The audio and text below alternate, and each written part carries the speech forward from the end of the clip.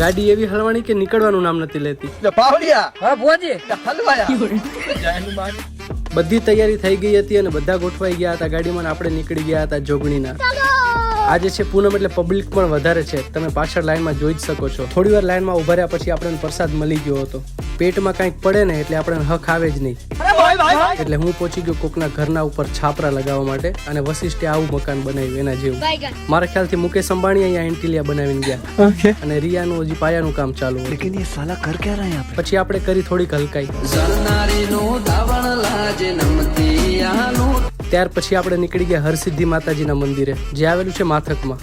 ત્યાં પણ સરસ મજાના દર્શન કરી લીધા અને ત્યાંનું વાતાવરણ બહુ જ સારું હતું. જ્યાં સુધી ગાડી નથી ફસાણી ત્યાં સુધી તો મને બહુ મજા આવતી હતી. છોકરાઓ એટલી મહેનત કરી કે પરસેવો વળી ગયા. અને લાસ્ટમાં ત્યાં દર્શન કરવા આવેલા માણસોએ આપણી મદદ કરીને જેમ તેમ કરીને ગાડી બહાર કઢાવી.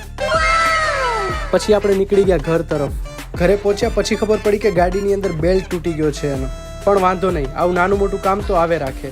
જો તમને મારો આ વિડીયો ગમ્યો હોય ને આવા નવા વિડીયો જોવા માંગતા હો તો મને ફોલો કરી લેજો. ત્યાં સુધી બાય બાય, ટેક કેર, અને આવતીકાલે મળશું આપણે નવા વ્લોગ સાથે.